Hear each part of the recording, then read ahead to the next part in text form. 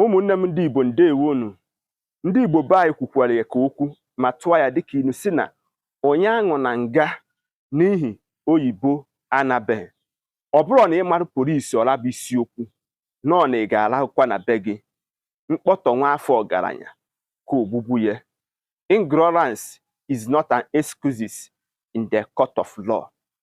Abalị one ma one gara aga ka ofu nwanne anyị nwoke pụtara wee na-ebo E-money ebubo, na-ebo ya ebubo ụgha without an evidence. Tata iwu akparago ya, a na-agba ya ajụjụ ọnụ.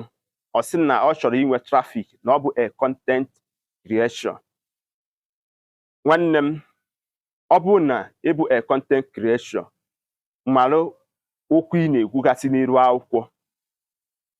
Tupu ị na-akpọtọ mmadụ, jidekwa evidence.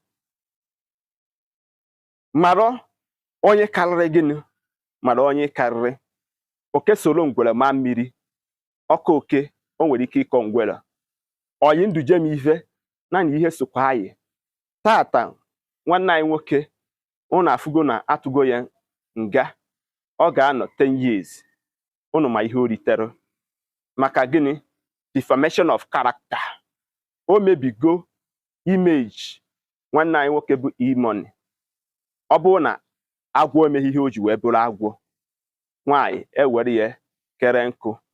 Kedu ihe unu na-eche? Ọtụtụ ndị be anyị na-asị na E-money akalago ụdị ihe dị otu a. Kedu ihe kpatara o jighị wee chọọ ka ọ hapụ nwatakịrị a ka ọ nawa be ya? Nwanne m nwoke, ka m gwa gị, ngwa ngwa ịkpatara afọ ọgaranya, ndị niile na ha na-emekọ biznes, ndị niile na ha na-asosieti nwere ike ị na-afụtazi ya. A ga-asị na o mere ihe dị otu a ọ maka na enweghị iwu na-achị obodo. Nyanwa bụ na onye pụta n'iru akwụkwọ ọ na-akọ ihe masịrị ya. Ihe niile nwere limit. Anyị nwa bụ ndị Igbo, tupu anyị ekwu okwu ka anyị taa ya eze, maka na asị na onye kwuru nwere ike ichezọ, mana onye a gwara ga na-erote. Etene mmadụ nsị n'iru. Ihe ọbụla ị marọ ka ya bụ ihe si wee bido, nwanne m, gwụọ ọnụ gị nga, maka anaghị ama ụma ihe Ọnịsha gwara Obosi, maka aka na-abọ ihe ọha ofu aka. Ọkụkọ na-akpa nri, anya ufi akọ na ya. Mata onye ịbụ, mara ebe isi, mara ọtụtụ okwu ije na-ekwu. Mata amata na Facebook, don't forget.